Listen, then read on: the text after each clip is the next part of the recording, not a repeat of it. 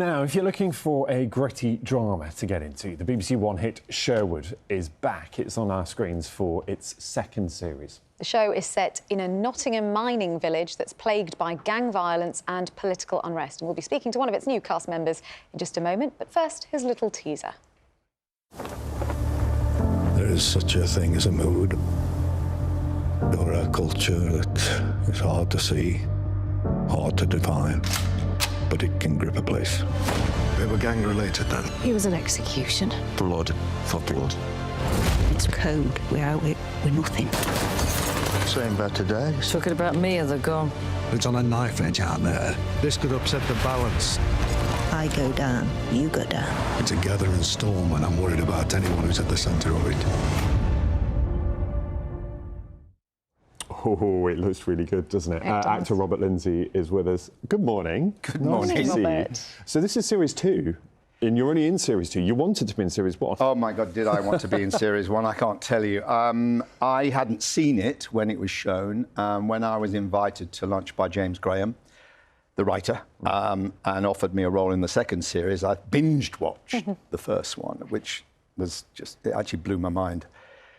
And actually it hurt, because I thought, you know, I'm from Nottingham, and I went through that whole thing, you know, that was going on in Nottingham at the time. So it was very personal to me.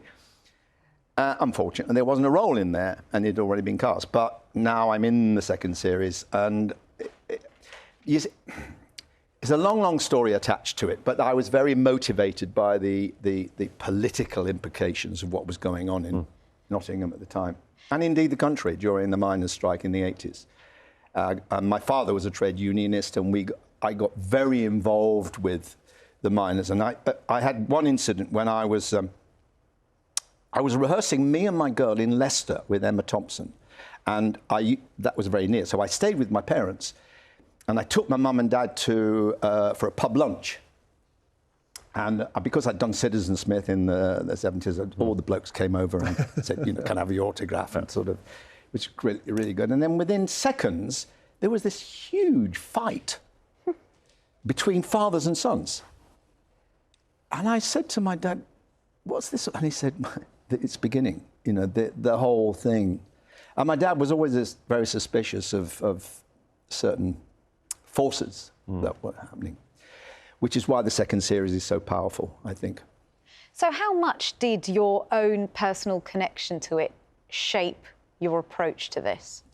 Well, it's really difficult for me because I left Nottingham, or rather Derby. I was born in between, actually. I was born in a place called Erywash, or Ilkeston, or as the locals call it, Ilson, which coins the phrase, "Eop me dork." And, you know, so I was 18 when I went to RADA, the Royal Academy of Dramatic Art. And so that whole period I kind of missed. So it was only through my parents that I was aware of what the shift, the things that were going on. You know, I mean, I was going through enormous changes at the time. You know, I mean, just before I went to RADA, I was working in a sewer for my local foundry, the Stanton and Iron Works. So I was a sewage worker. And, you know, and I got into RADA during that time. And I remember telling my workmates, I got into RADA, and they were really fascinated. And they said, well, what does it mean? And I said, until I got to the items I needed, which included 2 pairs of ballet tights, ballet shorts, ballet pumps, and certain items of makeup and a makeup box, which was met by a deafening silence. And my foreman, Big Mitch, I'll never forget, said, well, if all else fails, you can be a beautician. And so you can imagine when I came out of RADA, you know, in my first pair of ballet tights, and met this formidable lady called Madame Federer. And I'd never called anyone Madame. You never did where I came from. You know, they were called Miss or Mrs. Madame. And she was a former Russian ballerina. She was in her late 60s and very formidable. And I remember she got the whole class to parade in their Ballet tights? Ballet tights. And she picked on me and she said, no, darling, come here. You must walk from the bowels. And I said, the bowels, miss? She said, no, I am Madame. I said, oh, I'm sorry, Madame, yeah, from the bowels. So I remember walking, I clenched in my bowels so tight I could hardly breathe. At which point she pointed at my testicles and said, no, from the bowels. So as well as changing my vowels, I changed my bowels. So there we are. That's was a big story. change. I didn't think we'd get onto that at 6 minutes No, to I 9. know, but that's there we quite go. early for... I rang the editor last night, your researcher, did a whole check on the word testicles. And I said, maybe the prominent point in my groin or anything. She said, Too late no. now. Stick to testicles, it's easier. So as well as that of learning a bit of French, that's when you learn to talk posh, isn't it, as well? I mean, because of that, being at RADA... Well, it for happened life. before then, funny enough. When I was at Clarendon College in Nottingham, because I was training then to be a teacher. I was going to go to teachers' training school, drama college. And the whole thing was, I mean, I was really broad, you know. I mean, it was, sure up and go off on with you. How are you going on? All right. I mean, I really was. So that wasn't really acceptable.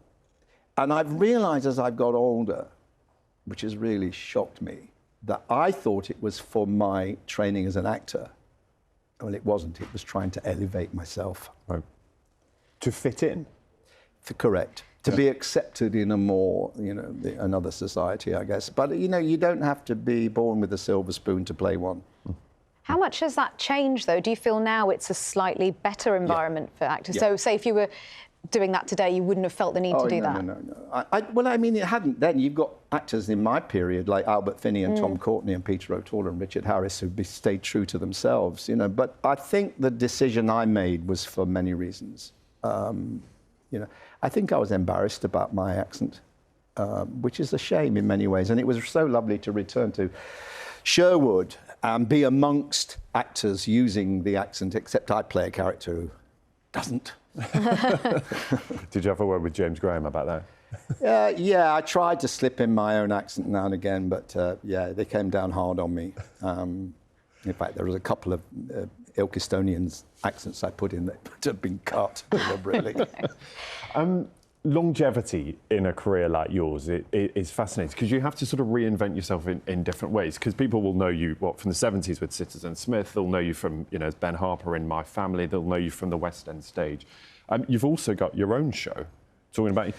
Do you find it difficult talking about yourself? Being myself. Yeah, I mean, I'm finding this difficult.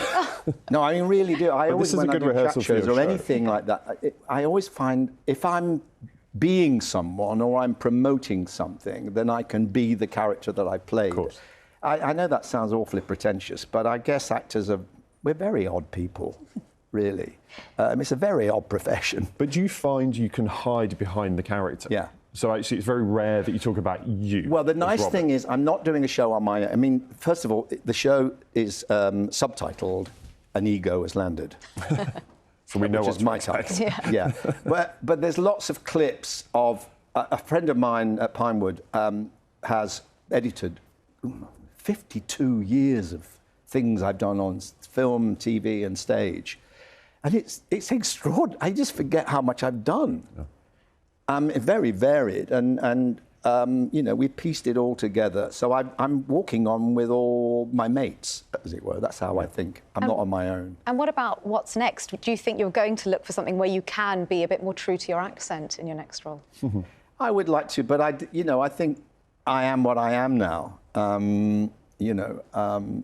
But there's been an awful lot about the class thing, certainly because of Sherwood and what James Graham said at the McTaggart lecture recently about class. You know, class is something that you are born with. You know, you can't change your class. It doesn't matter how rich you become, how successful you become. You are what you are when you were born. And you want... I mean, why I admire writers like John Sullivan, who wrote Citizen Smith, who I really admired, Alan Bleasdale, who I worked with on GBH, and indeed James Graham, they're brilliant writers because they write from the truth, from who they are and where they were born, and they stay very true to themselves. And that's what makes the writing so powerful. Yeah. Well, thank you, Robert, for coming in. It's Is been that really it? good to do. That's it. That's it. Blimey. See, it wasn't so difficult or painful after all, hopefully. Can I quickly say promo? Fane, who is my audience with, is the producer, fane.co.uk, and it gives you all the information of my touring dates later Thank this you. year. We've got They'll another be very promo, happy with another you as promo well. of you Here we now go. as well, because we're just going to say you can watch Sherwood on BBC One tonight at 9 o'clock or on the iPlayer.